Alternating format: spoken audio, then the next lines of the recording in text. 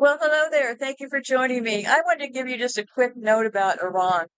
Something's kind of fishy in the bases that they hit and didn't hit. So the question remains, why does the USA have 92 nuclear plants? China has 55, Russia 37, Japan 33, South Korea 25, India 22, Ukraine 15, and Iran has one. Yes, one.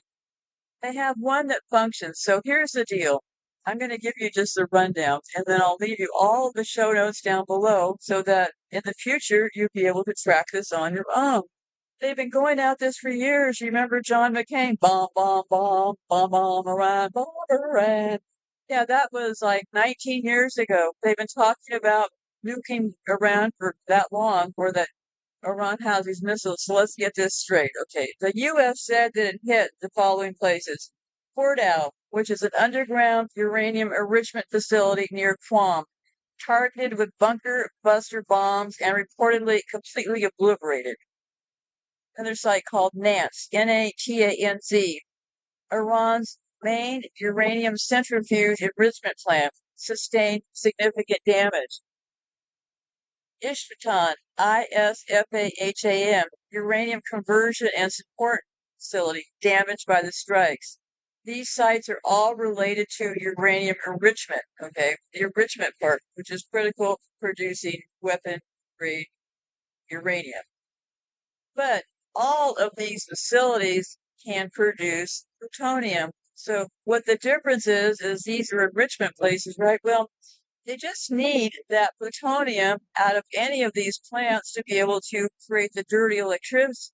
The dirty electricity is what it is. So, because the USA did not hit these places, the Arak IR-40. And when you're looking at nuclear reactors, what you're looking for is the heavy water reactors, okay? Just remember those words there.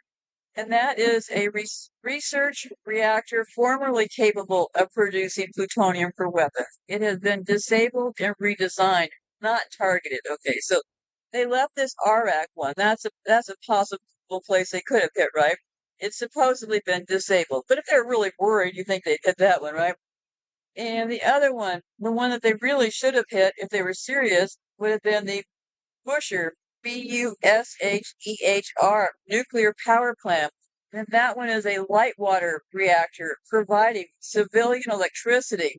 It remains operational and was not attacked. Now, one would think that would be the one you'd go after, right? Because that would wipe out the civilian electricity from that whole grid at the same time. And what you want to look for, the grid that they have there for their they do have smart meters in Iran. It's called the FAHAM, FAHAM. It's their smart grid infrastructure. And there again, not targeted. The National Digital Smart Meter and Grid Control System.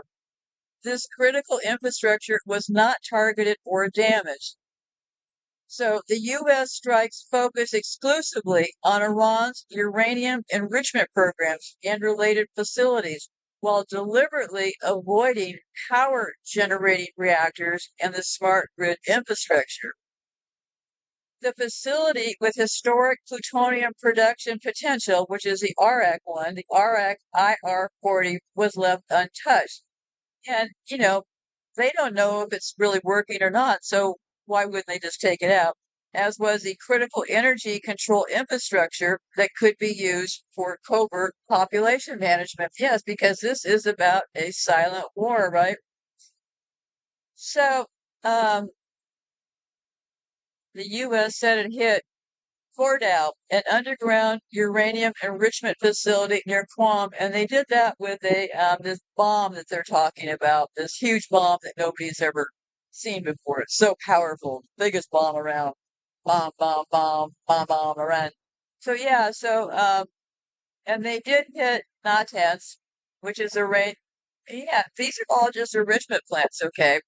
So I have all that down below. I believe this is about they're going to protect that uranium and that smart meter grid now, aren't they? So I feel like if they were going to take it out, they would have taken those two out. But I will put all the information down below. And on my website, I also have a map of where all these reactors are and stuff. So it's my best guess. And I've been looking at nuclear things in Iran for quite a long time. So I am kind of familiar with what I'm talking about. I would have taken those two out, right?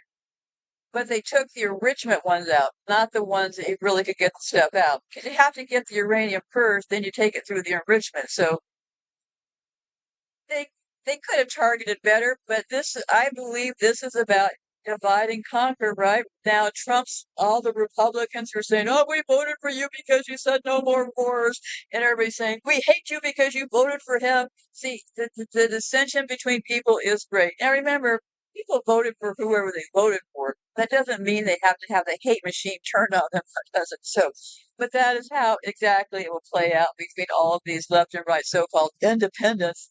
Yes, they're all saying already, well, this is why you depend on us independent people. Well, none of them have any understanding. They're just wide-eyed screaming, Iran, we're at war, we're at war, we're at war. And none of them understand what's been hit and hasn't hit. So anyway, so now we know what was hit, right? And now we can sleep better tonight knowing that, well, it's a shame they hit those places that they did hit because likely some people got harmed. So that is always a big shame in this whole deal. So